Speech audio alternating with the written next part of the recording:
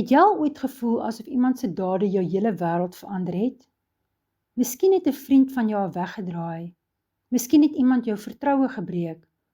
Of dalk het jy net besef, die lewe gaan nie lyk soos wat jy gedink het dit sou nie.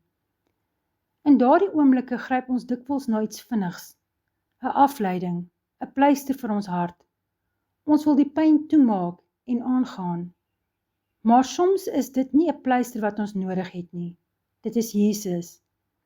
Want hy bedek nie net die wond nie, hy genees dit van binne af.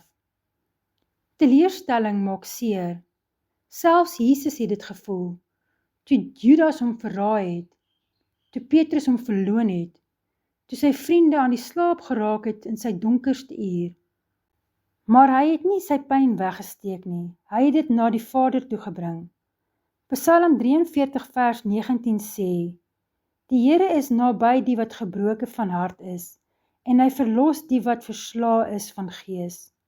Jy hoef nie voor te gee dat jy okay is nie. Jy hoef nie jouself toe te plak met besigheid of krag of stilte nie. Jy kan net kom, rou, eerlik, oop, en hom toelaat om die gebreekte dele vas te hou. Bewustheid is nie swakheid nie. Dit is die deur na genesing. Jy kan nie altyd verander wat mense doen nie, maar jy kan kies wat jy doen met wat hulle gedoen het. Om gewigloos te leef beteken om dit wat te swaar is vir jou om te dra, neer te lê, die woede, die verwarring, die aanhoudende hoekom. Romeine 12 vers 21 herinner ons, moenie jou deur die kwaad laat oorwin nie, maar oorwin die kwaad deur die goeie. Genesing begin wanneer jy dit in sy hande los. Wanneer jy sê, Here, ek kan dit nie reg maak nie, maar U kan dit heel maak. Dit is nie opgee nie, dit is om genade toe te laat om oor te neem. Wanneer die lewe verander oor iemand anders se keuses, kan jy steeds jou lewe lief hê, want jou lewe is verborge in Christus. Dankbaarheid skuif jou fokus van wat verlore is na die een wat jou nooit verlaat nie. In plaas daarvan om jou wonde toe te maak, nooi Jesus om dit aan te raak. In plaas daarvan om jou hart te verhard, laat sy liefde dit weer sag maak. Hy vra nie dat jy moet oorgee nie, hy vra dat jy moet vertrou, want wat sy hande aanraak, maak hy heel.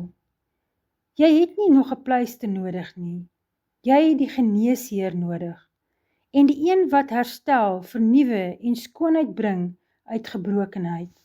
Wanneer teleurstelling kom, onthou, bewustheid nooi hom in, oorgawe maak jou vry, sy liefde maak jou heel. Dit is die living weightless manier, om op te hou om die swaar dinge alleen te dra, en toe te laat dat Jesus jou hart volkome genees. Want ware genesing kom nie van wat jy toemaak nie, dit kom van wie jy jou hart oopmaak voor. Kom ons bid. Jesus, U sien my hart, elke plek wat seer gemaak en teleurgesteld is. Vandag lê ek dit alles voor U neer. Genees wat mense nie kan nie. Herstel wat verlore is. Leer my om te vergewe, om los te laat en weer lig te leef in U liefde. Ek vertrou U om my hart heel te maak. Amen.